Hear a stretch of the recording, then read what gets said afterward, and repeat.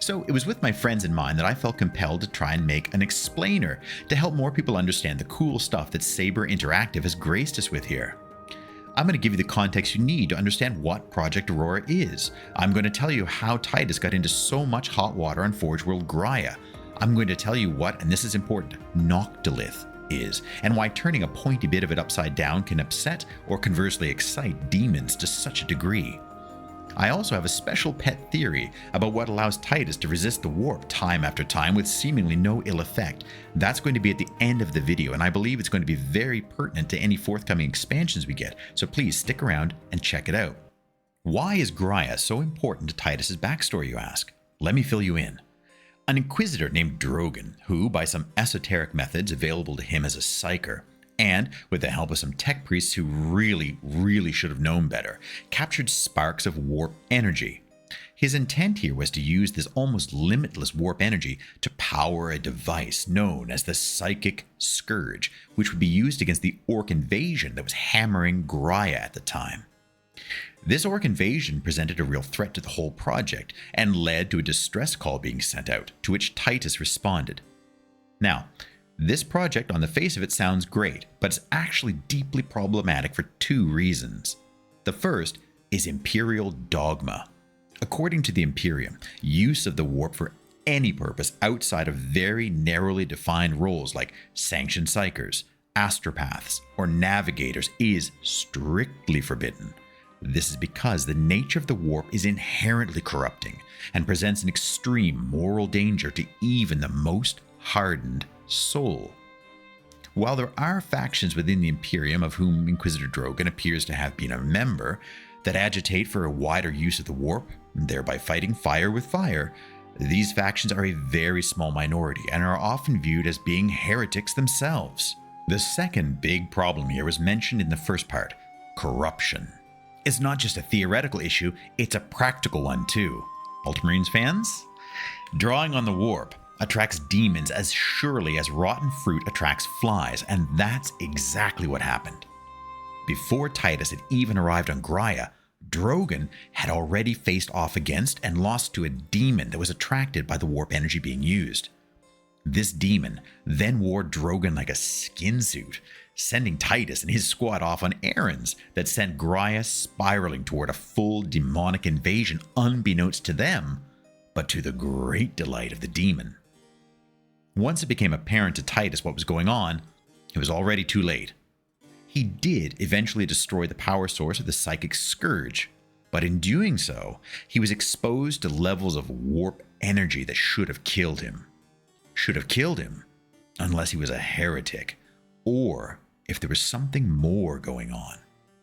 As a quick aside, stick around to the end of the video and I'll share my tinfoil hat best guess about what actually shielded him.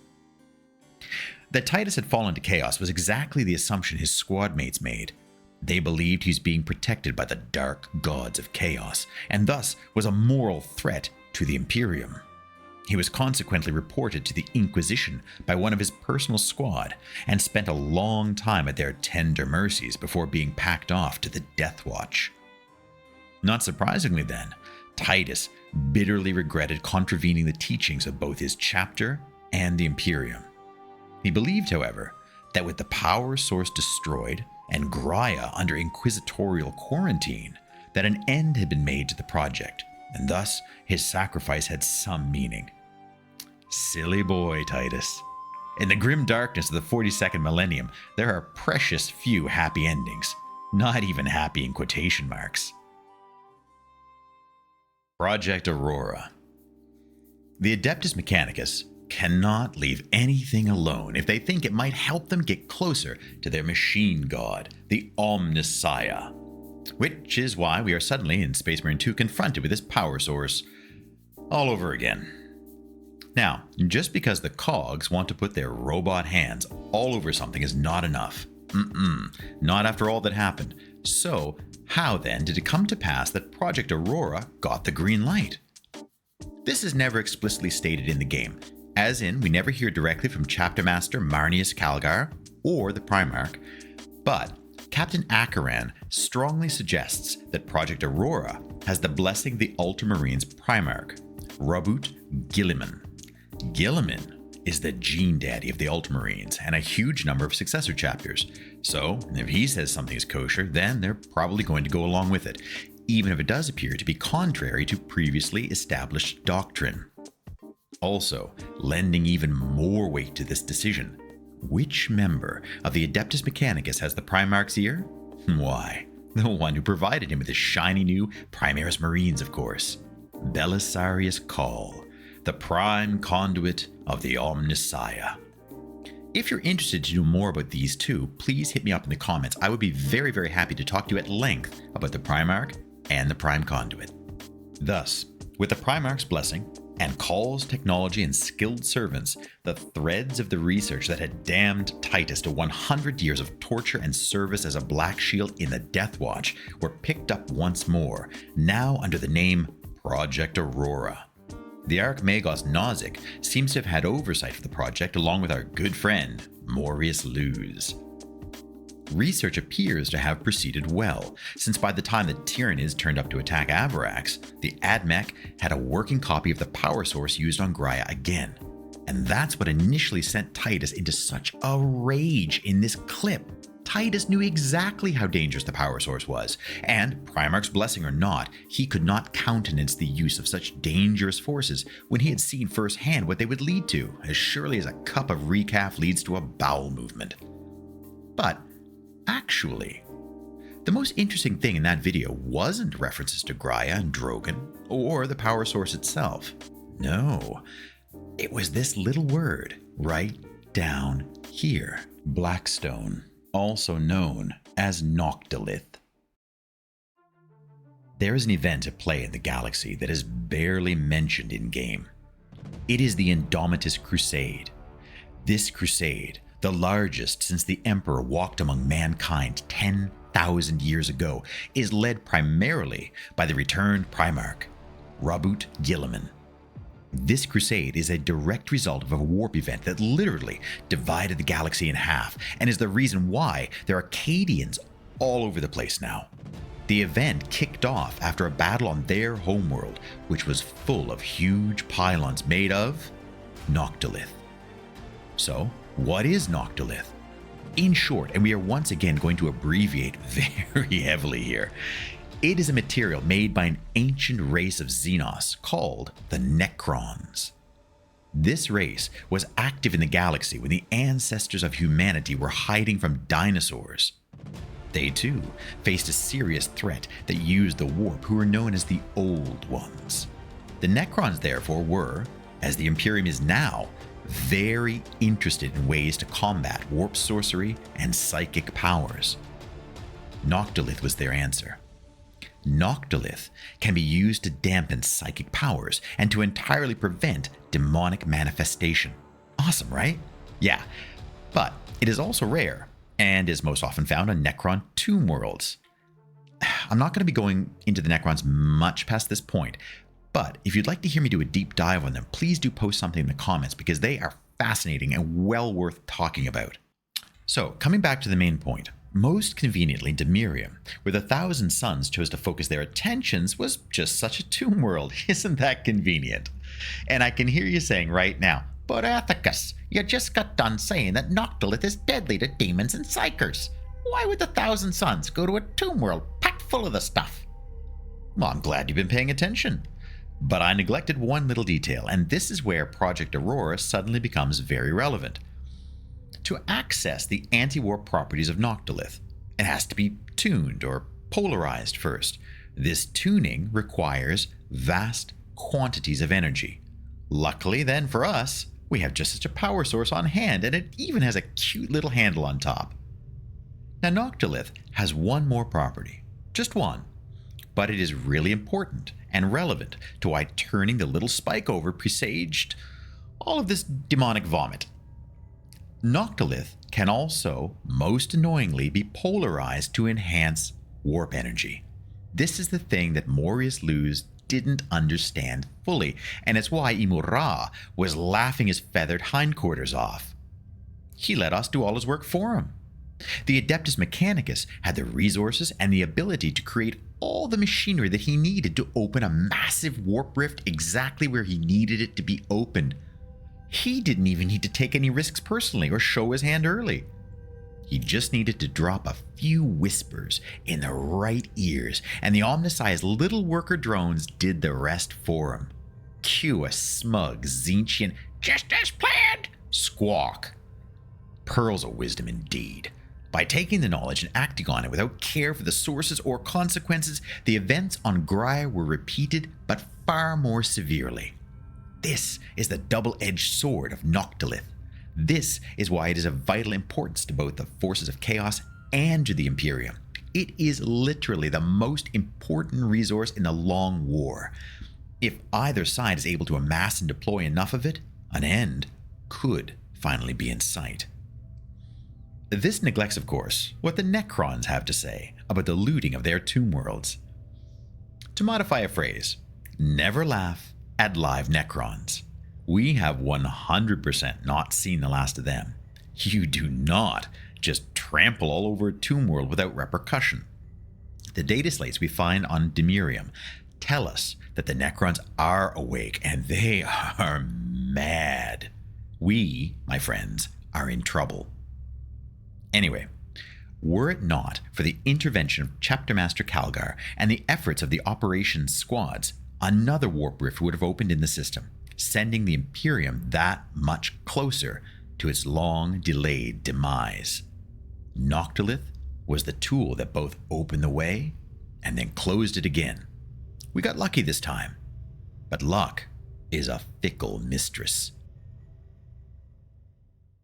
There, armed with these three pieces of information, the events on Graia, what Project Aurora is, and what Noctilith is, you are now fully equipped to understand the last part of Space Marine 2's campaign. Bonus points if you can now also guess who the chaplain is and why Titus wasn't thrilled to see him when he took his helmet off. That subtle tightening of the jaw. I hope this information was of some help to you. One of my biggest criticisms of the game is that it expects you to already have a massive amount of in-universe knowledge before you even start. That's completely unreasonable. I got annoyed at the operations in particular for this. They don't explain what the Gaunt's different eye colors mean, what a Rubric Marine actually is, or what their powers are, or even what types of weapons are more effective and why against which targets. This game is deeply respectful of the lore, but it takes almost no steps toward informing the player. That's a bit maddening. If you're curious about any of that, please mention in the comments. I could be persuaded to do another one or two of these if there is enough interest. Oh, now I didn't forget. Would you like to know my pet theory about how Titus is so easily able to resist the warp? Okay, this is unavoidably thick and esoteric lore, but I'll try to keep it as simple as possible. Like Chapter Master Valorak is wont to say, tinfoil caps on for this one. There are a few ways to be immune to the warp in 40k. You can be given special talismans or the personal benediction of the gods of the warp via special spells. You can also be a pariah, which is a special type of mutation that allows the person to generate a null aura, around which psychic and warp powers simply don't work, at the expense of being soulless. Titus, however, is none of these things, so how is he managing it? The answer, I think, lies in something that has been conjectured but ill-explained to this point in time in the lore. For some few individuals, their faith in the Emperor and their devotion to duty is so strong, they can transcend normal mortal limits toward warp exposure. Titus's resilience calls to mind an example that came a few hundred years before.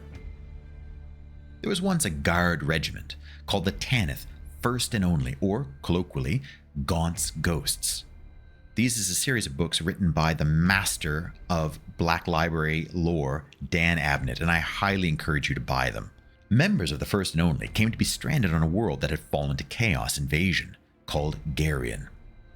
Other formal Imperial forces suffered increasingly great amounts of pollution by exposure to the horribly warp-rattled environment, but not the Tanith. Their purity and devotion were on another level, and they maintained, albeit at great personal cost, where those weaker in their faith were consumed. Members of the Tanith First and Only who returned from Gereon followed a remarkably similar track to the one Titus took.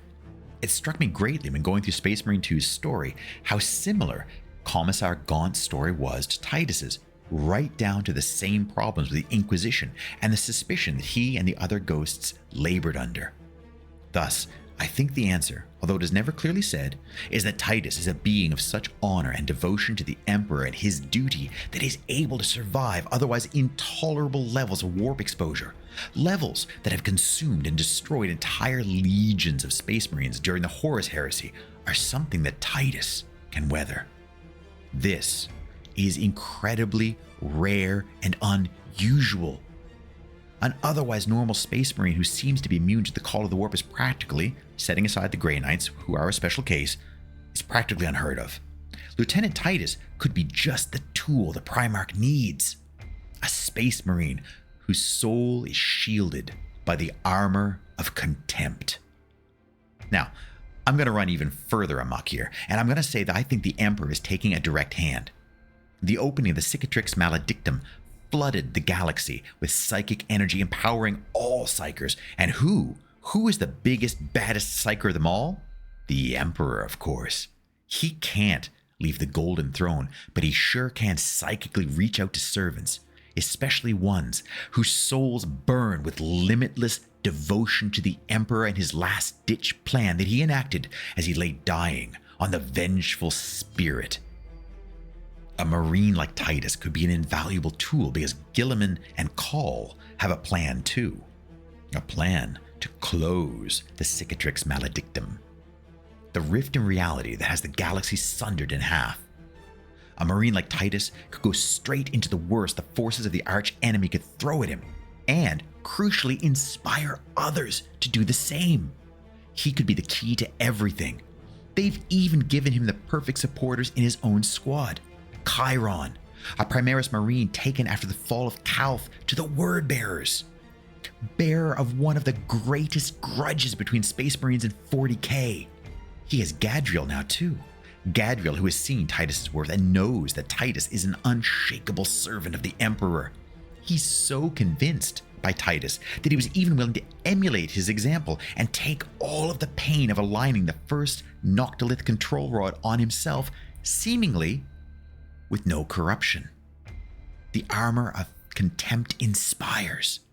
If I'm right, and the Primarch aims to use Titus to further his plan to close the Cicatrix Maledictum, this would mean direct confrontations with the Necrons, who feel the galaxy is by rights theirs, as is all the Noctilith contained therein.